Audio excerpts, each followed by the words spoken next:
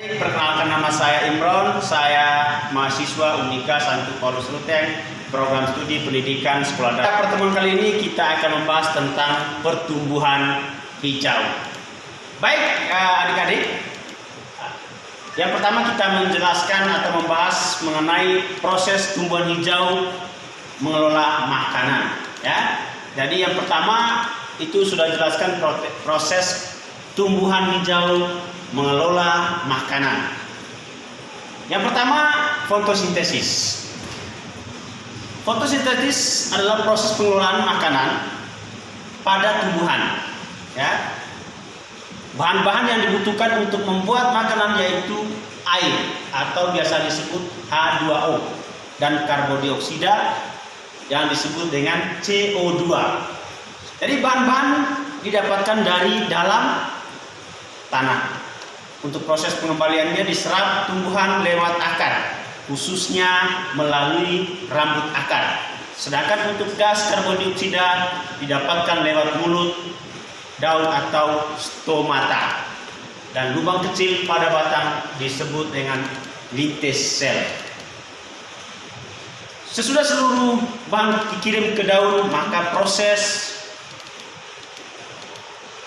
pemasakan makan siap dilakukan.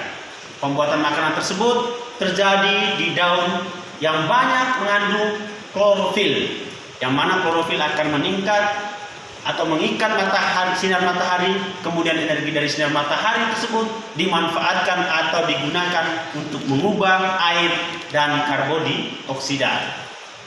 Pengubahan air dan karbon dioksida menjadi karbohidrat dan oksigen atau O2. Yang selanjutnya, hasil fotosintesis disimpan sebagai cadangan makanan. Sebagai hasil dari proses fotosintesis, tumbuhan hijau akan disimpan sebagai cadangan makanan. Penggunaan cadangan makanan tersebut yaitu pada bahan-bahan ditanam mulai menipis. Ya, misalnya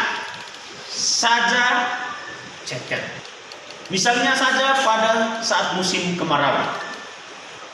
Tempat tumbuhan menyimpan makanan misalnya terletak pada umbi, buah, biji, dan batang. Jadi adik-adik, untuk berikutnya merupakan contoh tumbuhan buah, biji, dan batang.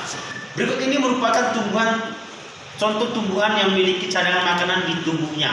Pada umbi, contohnya pada tanaman kentang, singkong, ketela, talas, bawang merah, dan juga bawang putih.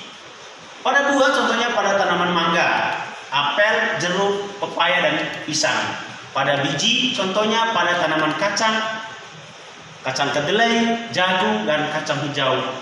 Dan pada batang, contohnya pada tanaman sagu dan tebu.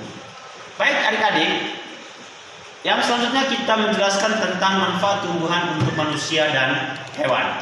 Yang pertama, tumbuhan sebagai sumber makanan. Ya, adik-adik, hampir semua bagian dari tumbuhan dapat dimanfaatkan manusia dan hewan, baik itu bagian daun, buah, bunga, batang, umbi, tunas maupun bijinya. Jadi adik-adik, berikutnya adalah merupakan makanan yang didapat manusia dari tumbuhan. Yang pertama, daun, misalnya daun pepaya, kubis, selada, dan bayam. Yang kedua, bunganya. Adik-adik, misalnya bunga turi, bunga kol, bunga pisang. Yang ketiga, yaitu pada buahnya. Adik-adik harus mengetahui bahwa buah dapat menghasilkan yang didapatkan manusia dari tumbuhan, itu buah, misalnya mangga, jambu, sawo, anggur, nanas, dan masih banyak lainnya. Yang selanjutnya, yang keempat, yaitu umbi, misalnya kentang, ya, wortel, singkong, dan atau disebut dengan lobak. Yang selanjutnya yaitu dengan tunasnya, misalnya toge dan rebung. Yang selanjutnya adalah dari bijinya, misalnya kacang hijau, jagung, dan beras. Adik-adik, hewan juga memperoleh sumber energi dari tumbuhan hijau. Pada hewan herbivora sangat tergantung pada tumbuhan secara langsung.